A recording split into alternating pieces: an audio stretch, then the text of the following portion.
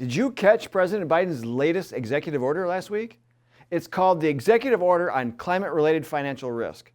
The order's goal is to make you aware of the hidden risks of climate change and to help you mitigate them. If climate change isn't an area that you care about, well, this order will be used to help make you care. We'll look at this in today's episode of Analysis Behind the News, where we provide the perspective and the plan to help restore American liberty and independence. According to the White House fact sheet that accompanies this order, the order will help the American people better understand how climate change can impact their financial security. It will strengthen the U.S. financial system, and it will inform concrete decisions that the federal government can take to mitigate the risks of climate change. First of all, an executive order is not legislation. Unless you are in the executive branch, this order should not affect you at all. Unfortunately, many Americans look at these orders as laws to be obeyed. Yet the Constitution defines what federal body has the responsibility of creating legislation, and it's not the executive branch.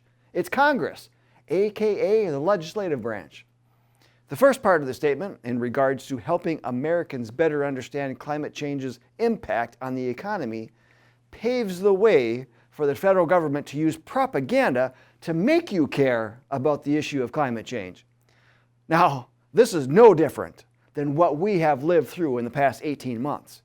It seemed like every medium you listened to was promoting the wearing of masks, social distancing, washing your hands, and now go get the shot to protect yourself and others. Currently, some states are running lotteries with millions of dollars at stake to help convince reluctant Americans to get the COVID-19 shot. Yet we rarely hear about the side effects from getting this type of vaccination. So, let's get it straight from the CDC. On its webpage titled Selected Adverse Events Reported After COVID-19 Vaccination, it reads, over 273 million doses of COVID-19 vaccines were administered in the United States from December 14, 2020 through May 17, 2021. During this time, VAERS, Vaccine Adverse Event Reporting System, received 4,647 reports of death, which is 0.0017%, among people who received a COVID-19 vaccine. CDC and FDA physicians review each case report of death as soon as notified, and CDC requests medical records to further assess reports. A review of available clinical information, including death certificates, autopsy, and medical records, has not established a causal link to COVID-19 vaccines.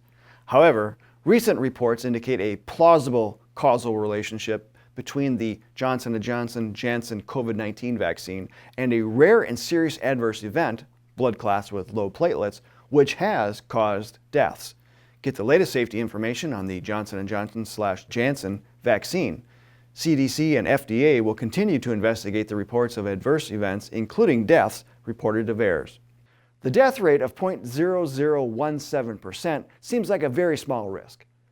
But to put some perspective on this, healthimpactnews.com suggests these deaths now exceed the total number of deaths reported to VAERS following vaccination for the past 22 years.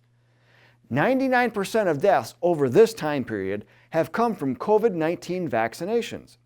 As whistleblower Dr. Lee Merritt said, we have passed the threshold where the safety signals need to be taken seriously by medical authorities. One group of medical professionals has. You might remember that members of America's frontline doctors stood in front of the U.S. Supreme Court and blew the whistle on the blatant censorship surrounding treatments for COVID-19.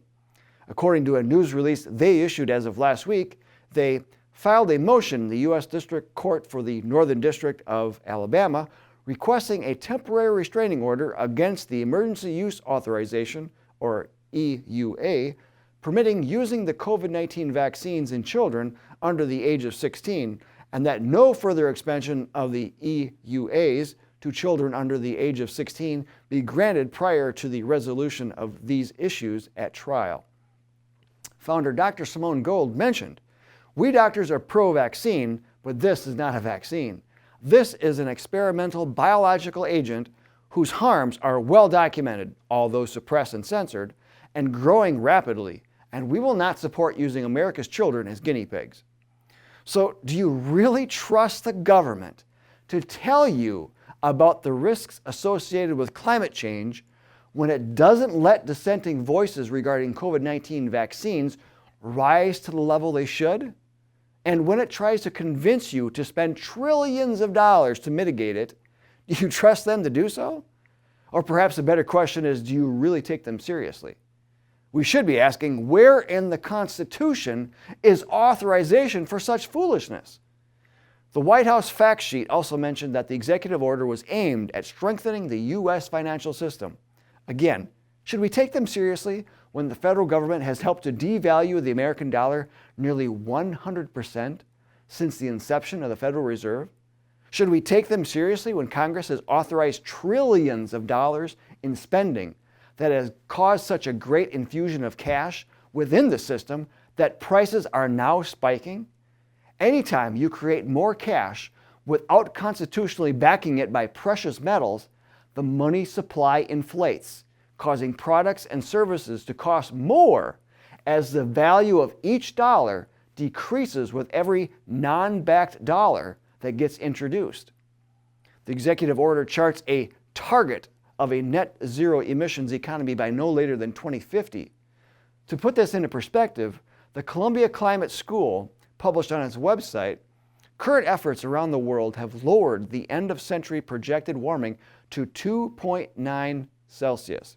But we are already experiencing 1.1 degrees Celsius of warming, and it will likely overshoot 1.5 degrees Celsius unless all emissions can be zeroed out by 2040. Folks, here is where the truth is revealed. It then reports COVID-19 resulted in a 7% drop in a global emissions in 2020 because all economies shut down. To keep warming below 1.5 degrees Celsius, we would have to keep cutting emissions by an additional 7% every year for the next decade. Ladies and gentlemen, economic output dropped like a rock in 2020 and is trying hard to sputter back to life, especially in the face of supply chain bottlenecks, inflation, and federal unemployment assistance that causes potential employees to stay home.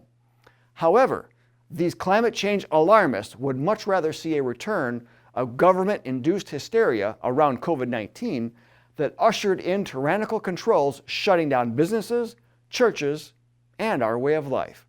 They want to see this return for not just 1 year, but for 10 years, just so they can achieve their fantasy numbers of not warming the planet. But at what cost? You're beginning to see what their goals would mean for the average American. Bondage. Because addressing climate change is a priority to President Biden and many of the global elites, climate change initiatives are showing up at every opportunity. Take, for instance, the infrastructure bill we keep hearing about in the news.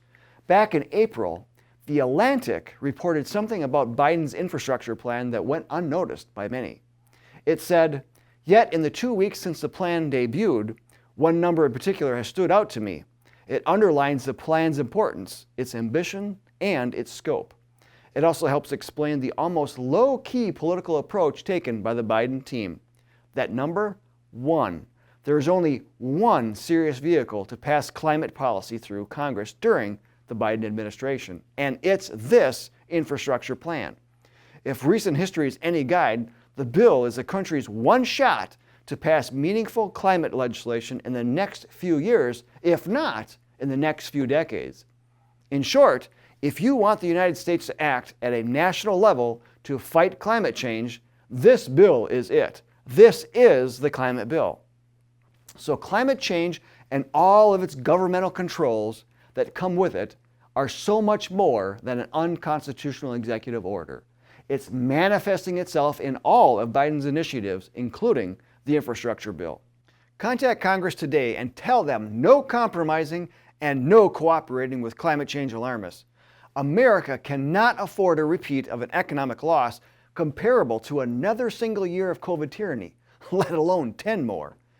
Use our legislative action alert to contact them through email, phone, or video. Be sure to ask others to do so as well. It's time America understands that it is under attack by radical environmentalists and global elites that would love to see our rights and freedom come third after Mother Earth and grandfather government. The John Birch Society is the only organization created to oppose the globalist agenda and restore the unique American system of government that protects God-given rights. We use the tools and techniques that our founding fathers gave us. So apply for membership today and begin working with others in your area. Links are in the video description. It's time to act. The very survival of our republic depends on it, and we thank you in advance. I'm Bill Hahn for the John Birch Society. Until next time, stay informed, stay active, and be bold, patriots.